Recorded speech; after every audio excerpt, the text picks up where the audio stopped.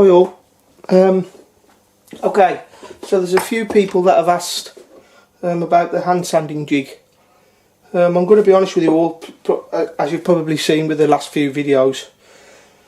I know some people love to hear the sound of their own voice, but I'm definitely not one of them. I can't get my words out properly sometimes, and I find it extremely embarrassing. I've not the most endearing voice, I don't think so. I do like to share, and I do like to help people where I can, but the talking sometimes I find difficult. Not always, just sometimes, or I end up saying the wrong thing, or upsetting somebody, or so I try not to do it so much. Anyway, so for the people who wanted to see the jig, it's real self-explanatory what it is. Basically, as you can see, let's move it back a bit. I think it keeps focusing, but there we are.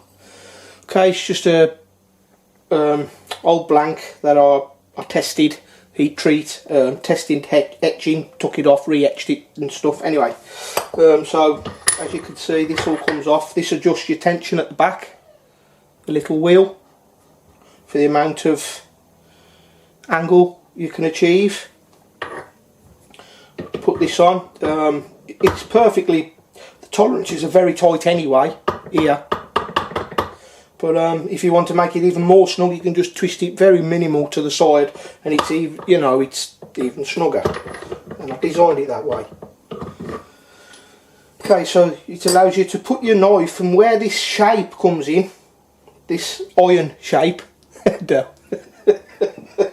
where this shape comes in, this boat type shape, it's great. What it does, it tends to follow a lot of contours, even that shape,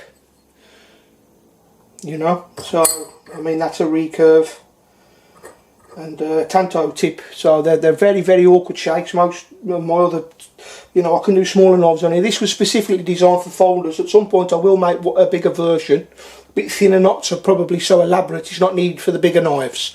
But because there's a lot of hollow grinds, different angles and stuff, this is going to be ideal. So you can see I've put the screws in, I've not put the locking nuts on yet, and there's an extra little thin plate that I'm going to make on top. After having a little play with it, I'm not sure whether it's needed. I think a little piece underneath here and just snug them little screws up underneath will be enough. So this, but it doesn't anyway. The force that's applied from this it's just not needed. But it will save it scratching. But I can always add a few pieces of tape onto there, which will, as I used to do with my old block of wood, and that stops that anyway. So a few pieces of tape on here, and it will stop the scratching of the steel on steel. It's all made of it's all steel and stainless steel. Anyway, so you put your piece on, undo your ujit. Okay, put the knife where you need it to be. You can adjust this all around, as you can see on the back piece. It's trying to pick up a bit of tension. You can put a little piece in there, stop deformation or whatever, but so far I've not felt it's needed.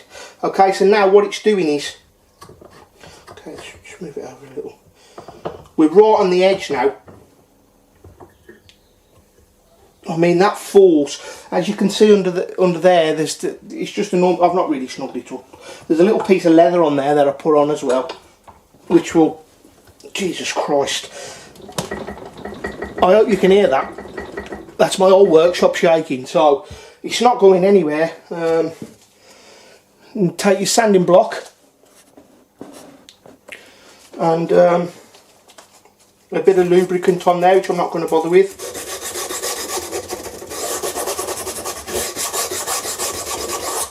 And away you go.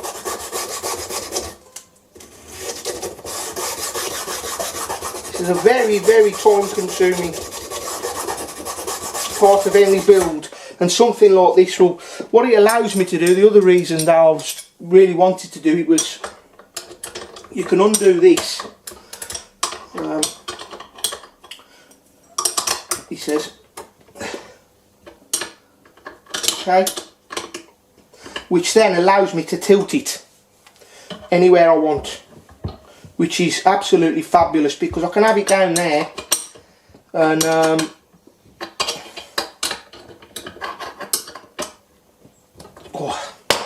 then what that allows me to do is, I've moved it out of the way, it allows me to it allows me to sit down on my stool, you know, because as some of you know, some of my new subscribers don't, you know, I ended up with that RA stuff, that rheumatoid, as you can probably see in my hands, how swollen they are, all the big lumps in between my knuckles. So this process for me is real painful. So, but, you know, I can, instead of standing up and my feet are burning from that stuff, and my legs are burning, anybody who's got any type of arthritis will know what I'm talking about. It allows me to sit down, tuck my elbows in,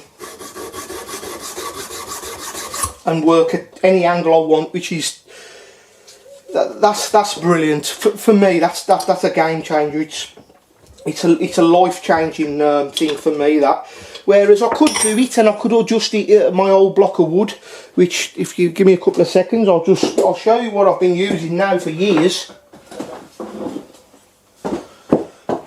Basically, I've gone from that to that. Well, you can see that's a big jump for me. That, you know, going from that block of wood to this is going to help no end. I've got some great frame knot builds coming up that I'll try and film for you. I know you enjoy them ones. I've got some other stuff coming up. I'm trying to film a bit more in between taking the pics and filming, but you know, I'm so busy all the time. It's ever so time consuming, the editing's ever so time consuming, but I really enjoy doing it. And when I read the comments and you know, you get some nice comments and stuff and people appreciate it, it means an awful lot to me, that, like, it really does genuinely, hand on heart. You know, it's nice that people take the time out to watch that when they could be doing something else and appreciate it and enjoy it. I mean, that's real humbling to me. Anyway, so, and as you can see, it's really easy to adjust. It's just a simple, you know, flip it over, turn it a little, snug him up. So easy. It's just so easy. And you're away again. Just push him in, and you're away on the other side. It's just so easy. As you can probably tell, I'm really happy with it.